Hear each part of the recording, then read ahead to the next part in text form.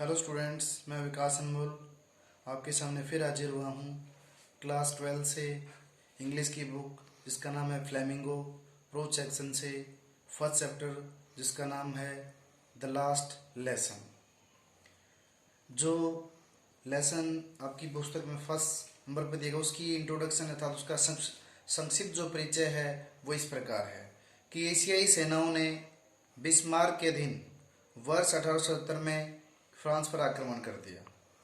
सभी जर्मन वासियों ने एशिया का साथ दिया और फ्रांस की पराजय हुई। अल्सेस तथा लोरेन नामक फ्रांस के दो क्षेत्र एशिया के अधिकार में आ गए थे। नए एशियाई शासकों ने इन दोनों क्षेत्रों के स्कूलों में फ्रांसीसी भाषा का पढ़ाया जाना निषिद्ध कर दिया, यानी कि मना कर दिया कि भाई यहाँ फ्रांसीसी भाषा अब नहीं पढ़ाई जाएगी। इन स्कूलों के फ्रांसीसी भाषा पढ़ाने वाले अध्यापकों को छोड़कर जाने के लिए कह दिया गया था। इस कहानी में ऐसे ही एक फ्रांसीसी अध्यापक के अपने स्कूल में अंतिम दिन का वर्णन किया गया है, जैसा कि नाम से ही पता चलता है द लास्ट लेसन, अंतिम पाठ। यद्यपि वह जानता है कि उसका स्थानांतरण हो चुका है, यानी कि तबादला हो चुका है और वह अब अपने पुराने स्कूल में और अधिक नहीं रहेगा, फिर भी अपने विद्यार्थियों को अपना अंतिम पाठ उतनी ही लगन और श्रद्धा और विश्वास के साथ पढ़ाता है जैसे वह सदा किया करता था। कहानी पूरी स्थिति की कारुणिकता को व्यक्त करती है तथा एम हैमल नामक फ्रांसीसी अध्यापक की शांत गरिमा को भी दर्शाती है। तो स्टूडेंट्स, आओ हम अपना चैप्टर शुरू करते हैं। I started for school very late that morning and was in great dread of a scolding. उस प्रातः में स्कूल के लिए बहुत देर से चला और मुझे डांट पड़ने का बहुत डर लग रहा था। Especially because M. Hamel had said that he would question us on participles. विशेष रूप से इसलिए क्योंकि मास्टर एमएल ने कहा था कि वह पार्टिसिपल्स के संबंध में हमसे प्रश्न पूछेगा। And I did not know the first word about them, और मुझे उनके बारे में पहला शब्द भी नहीं आता था। For a moment I thought of running away and spending the day out of doors. एक पल के लिए मेरे मन में विचार आया कि मैं वहाँ से भाग जाऊँ और पूरा दिन स्कूल से बाहर ही गुजार दूँ। इट वॉज सो वार्म, मौसम में बहुत गर्मी थी। सो ब्राइट, बिल्कुल साफ और चमकीला था। The birds were chirping at the edge of woods, जंगल के छोर पर पक्षी चहचहा रहे थे। And in the open field back of the sawmill the Persian soldiers were drilling, तथा आरा मशीन के पीछे की तरफ खुले मैदान में पर्शियाई सैनिक ड्रिल कर रहे थे। It was all much more tempting than the rule for participles, but I had the strength to resist and hurried off to school. यह सब पार्टिसिपल्स के नियमों की अपेक्षा कहीं अधिक आकर्षक लग रहा था, किंतु मुझ में इसका विरोध करने की शक्ति थी और मैं तेजी से स्कूल की तरफ चल दिया। When I passed the town hall, there was a crowd in front of the bulletin board. जब मैं नगर भवन के पास से गुजरा तो समाचार बोर्ड के सामने लोगों की भीड़ थी।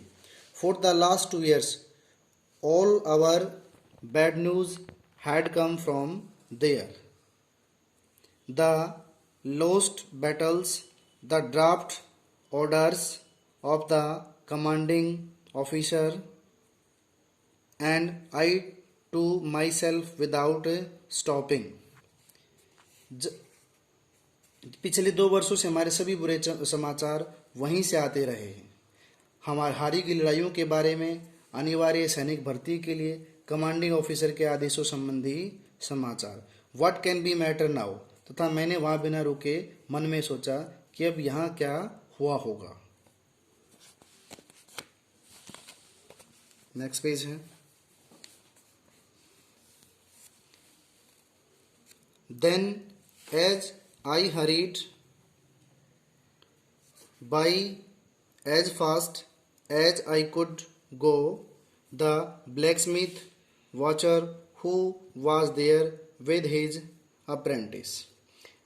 तब जितनी जल्दी वहाँ से मैं गुजर सकता था मैं उतनी तेज़ी से निकल कर गया तो लोहार वास्टर जो अपने चेले चपटों के साथ वहीं समाचार के पत्र को पढ़ रहा था, reading the bulletin, called after me, और मैं उन्हें मुझे पीछे से पुकारा, डोंट गो सो फास्ट, ज़्यादा जल्दी मत करो bub, you will get to your school in plenty of a time, लड़के तुम बहुत समय रहते स्कूल पहुंच जाओगे।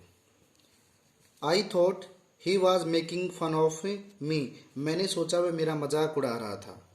And reached M Hamel's little garden all out of breath, तथा मास्टर हेमल के छोटे से बगीचे तक पूरा हफ्ता वहाँ पहुँच गया। यूजुअली सामान्य तौर पर व्हेन स्कूल बिगेन, जब स्कूल शुरू होता है, there was a great bustle which could be heard out in the street, की बड़ी चहल पहल हुआ करती थी जिसे बाहर गली से ही सुना जा सकता था। The opening and closing of desk, डेस्कों का खुलना और बंद होना। लेसन्स रिपीटेड इन यूनिजन, एक लय में पाठों का दोहराना। वेरी लाउड, तेज आवाज में। With our hands over ears to understand better, और कानों के ऊपर हाथ लगा करके अच्छा समझने के लिए।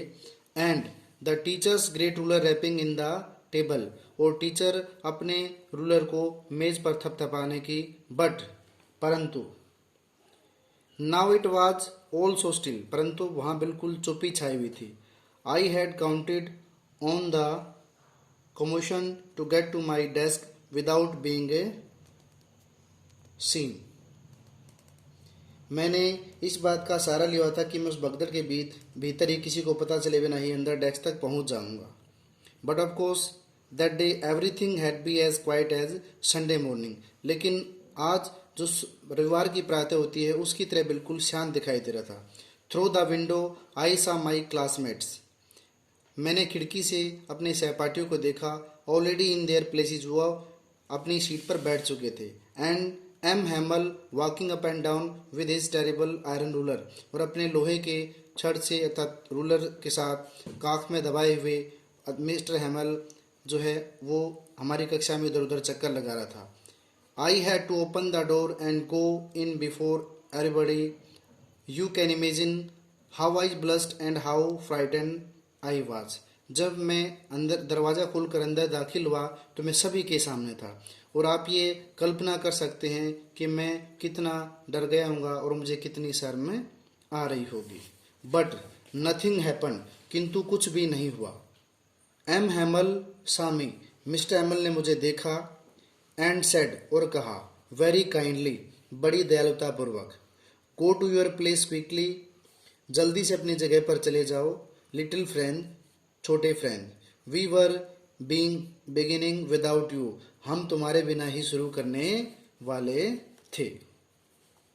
तो ये लेसन यहाँ तक ही कर रहे हैं हम। तो मेरे चैनल को सब्सक्राइब करना ना भूलें, इस वीडियो को लाइक करें और कमेंट्स अवश्य करें। Thank you.